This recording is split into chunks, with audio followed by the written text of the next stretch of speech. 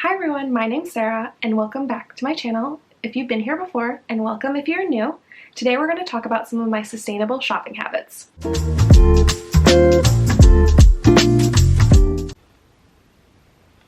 Now, I'll be the first to admit that fashion in itself is very consumeristic, They want us to overconsume, they want us to overbuy, and I'll admit that I've fallen in this trap before. I was buying so many clothes, and now at this point in my life, I'm trying to be more mindful about what I'm bringing in and making sure that it's, made from natural fabrics, that it is ethically made, and that it's from size inclusive brands. Those are some of the big things I talk about on here, and those are things I really love.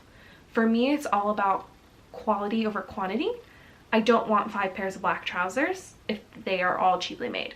I would rather have 1 pair of black trousers that fit great, are perfect, and work out for me.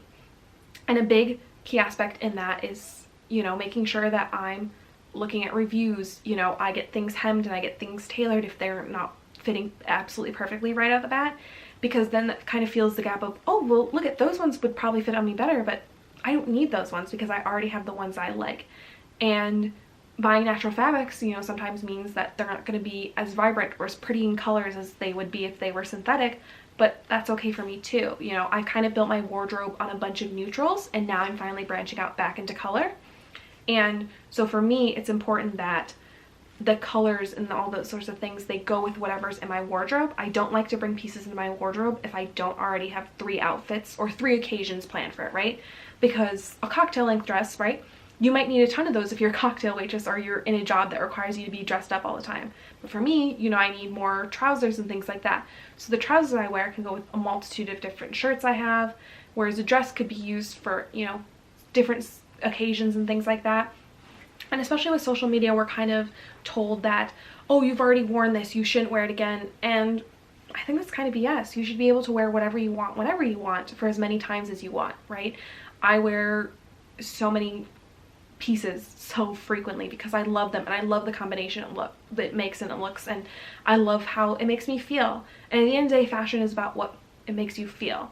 So when I'm buying pieces, I try and make sure they're natural fibers, try and make sure that if it's a natural fiber, it's a sustainable one, it's ethically made, and ideally from a size inclusive brand. But most brands can't do all of that at once. They have to let at least one of those go. And so it's important for me to kind of take it with grace, right? I have a pair of pants that are recycled polyester, but when you make recycled polyester, you have to also have virgin polyester in it. So not great, but not horrible, right? At least they're trying to implement at least some recycled polyester into their bits. But it's important for me to know that, okay, so what's the next step up? What's something better I can do than that, right? I thought these pants were really great. I thought it was from a really great sustainable brand, things like that. Okay, cool. So that clearly wasn't the move. All right, next pair of trousers I bought them in Tencel, which is wood pulp fiber. That's even more sustainable. That's even better because it's using a byproduct and things like that, right? And I firmly believe that you shouldn't be getting rid of things just because they're not quote unquote sustainable or they're not great or anything. I love those trousers. I'm going to keep wearing those black trousers that are recycled polyester and virgin polyester because it's important to me to wear everything in my closet. And when I'm shopping, I don't want to have, oh, well, it's not sustainable enough, that's why I'm getting rid of it. I need to buy something else that's sustainable to bring into my closet. I'm someone who's not very good at thrifting. I can go to some thrift stores and look around, but I get overwhelmed very easily, and it's just too much stuff. It's never really curated in a way that I love. So, right, the most sustainable thing would be to buy everything from the thrift store. But personally, that's not what I can do. And so it's important to me to let other people know that just because you can't thrift everything doesn't mean you still can't be sustainable, and you can't be buying things that are good for the earth and are helpful for the earth, natural fibers, things like that, helping to get rid of microplastics in your laundry by not buying things that are made out of polyester and stuff like that.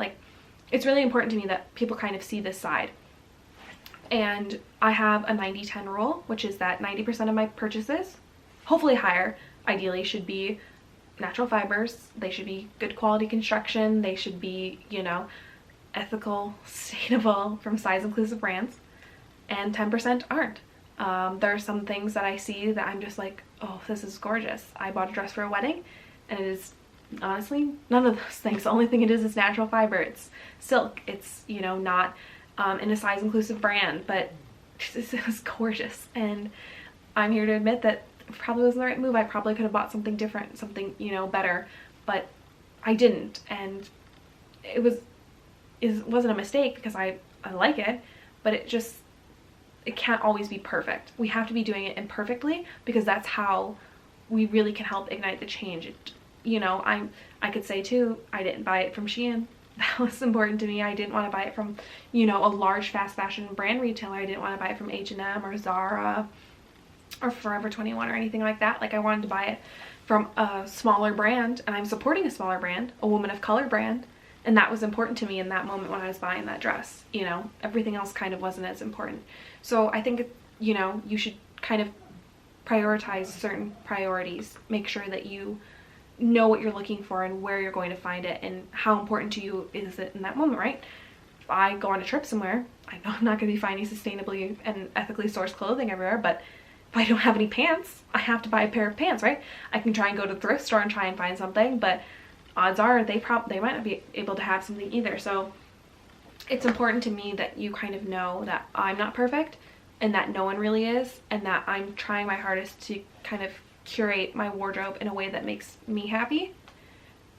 And you know, like, I really love designer goods and things like that. Like, I don't think I buy designer clothing because a lot of it's polyester and it's nylon and it's not really worth the massive price tags, but I love their bags and shoes, and they're not really sustainable, right? They're bringing out things, new seasons, even faster and faster. They're hopping on trends, hopping off trends. They want to make as much money as possible.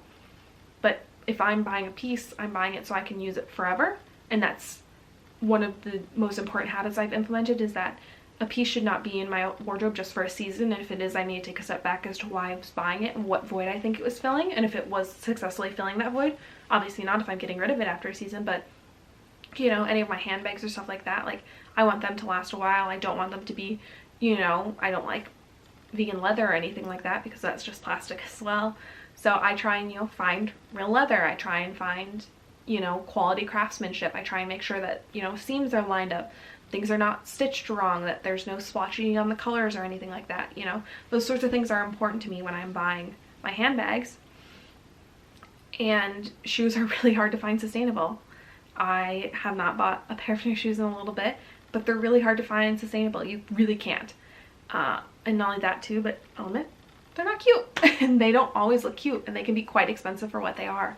So I, you know that I won't really be buying sustainable shoes.